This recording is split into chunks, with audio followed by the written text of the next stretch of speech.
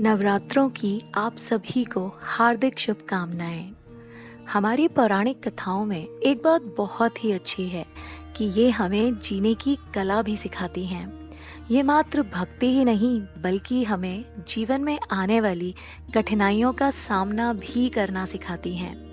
माता वैष्णो देवी की कथा भी हमें भक्ति योग के साथ साथ ज्ञान योग भी सिखाती है। ये वो ज्ञान गंगा है जिसमें जो भी स्नान करता है वह माँ की असीम कृपा वास्तविक रूप में पाता है।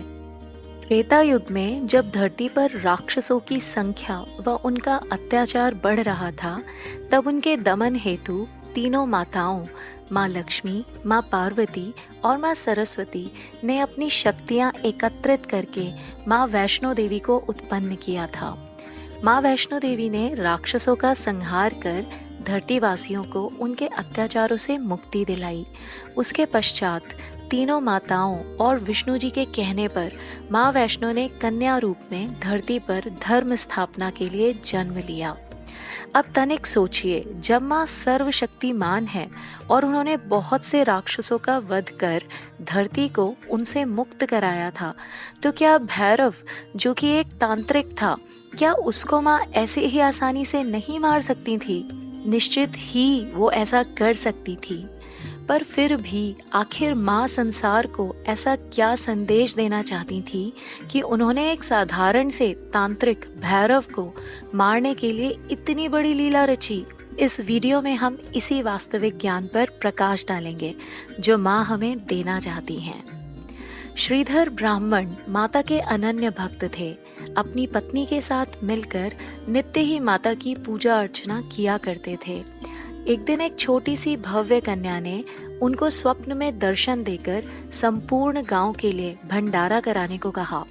साथ ही साथ भैरवनाथ और उसके शिष्य को भी आमंत्रित करने के लिए कहा। भक्त श्रीधर ने इसे माँ की आज्ञा मानकर समस्त गांव को भंडारे का निमंत्रण दिया।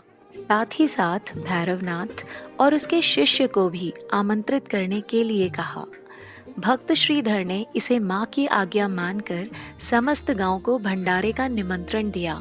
साथ ही साथ भैरव समेत उसके शिष्य को भी भंडारे के लिए आमंत्रित किया। जैसे जैसे भंडारे का दिन निकट आता जा रहा था, पंडित श्रीधर की मुसीबतें भी बढ़ती जा रही थी। वे चिंतित थे कि भंडारे में भोजन का प्रबंध कैसे होगा। उनके पास तो इतना धन नहीं था।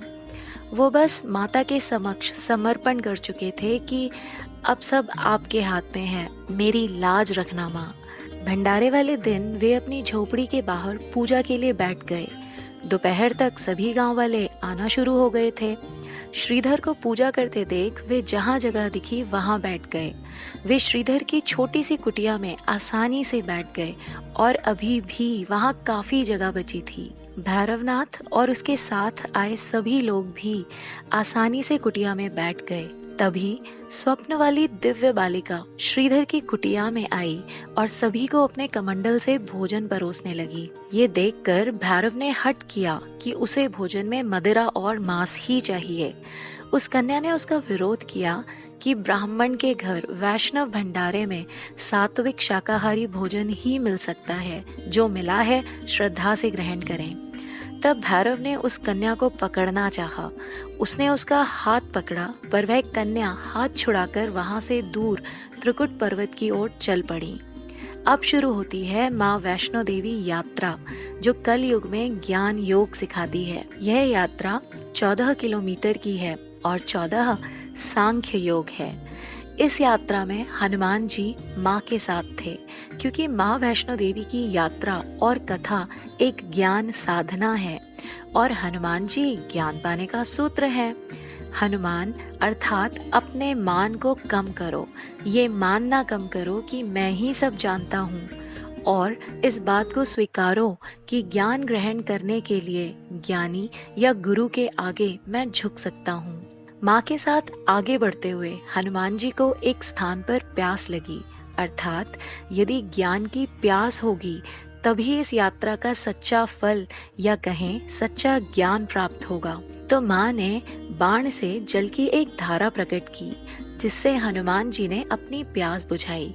इसी जगह को बाण गंगा कहते हैं। कुछ दूर आगे बढ़ने पर माँ ने पीछे पलटकर जिस जगह से भैरव की ओर देखा था कि वो कहाँ तक पहुँचा, उस जगह उनके चरण चिन्ह बने, जिन्हें चरण पादुका कहते हैं। इसका अर्थ है कि अब ये जो यात्रा शुरू होने वाली है, इसमें माँ के चरणों में समर्पण कर दो, अर्थात इस ज्ञान को ग्रहण करने के लिए किसी गुरु के चरण पकड़ो या गुरु के सानिध्य में जाओ। आगे बढ़ने पर माँ ने एक गुफा के अंदर, एक ऐसी गुफा मानो जैसे गर्भ हो, रहकर 9 माह तक तपस्या की और गुफा के द्वार पर हनुमान जी ने रहकर पहरा दिया। यदि माँ चाहती तो 3, 4, 5, 6 या 7 माह भी तो गर्भजून में रुक सकती थी। वो हमें यहाँ ये शिक्षा देती हैं कि 9 माह साधना करनी पड़ती है, अर्थात गर्भाधान संस्कार कितना आवश्यक है, और तभी गर्भजून में 9 माह साधना के बाद माँ भैरव का वध करती हैं। अब क्योंकि भैरव या कहें भय का अंत हो चुका है, तो उसकी राक्षसी प्रवृत्ति बदल जाती है और तब माँ उसे वरदान देती हैं कि जो कोई भी वैष्णो देवी यात्रा करेगा, उसकी यात्रा पूर्ण नहीं होगी जब तक वो भैरव मंदिर के दर्शन ना करे। यहाँ माँ संदेश देना चाहती हैं कि मात्र पूजा भक्ति ही नहीं करनी है भैरव मंदिर में जाकर, पर ये भी जानना है कि क्यों भोजन में मांसाहार व मदिरा निषेध है। ऐसा इसलिए है क्योंकि ये दोनों ही तामसिकता को बढ़ाते हैं, जिससे भैरव की उत्पत्ति आसान हो जाती है।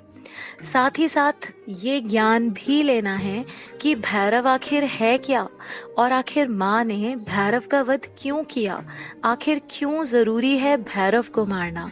ये इसलिए आवश्यक है ताकि आज संसार में कन्याओं के शोषण को लेकर जो भय व्याप्त है, उसका अंत किया जा सके। जो व्यक्ति मांसाहार व मदिरा का सेवन करता है, उसका वैष्णो देवी की पूजा करना व्यर्थ है। जय माता दी।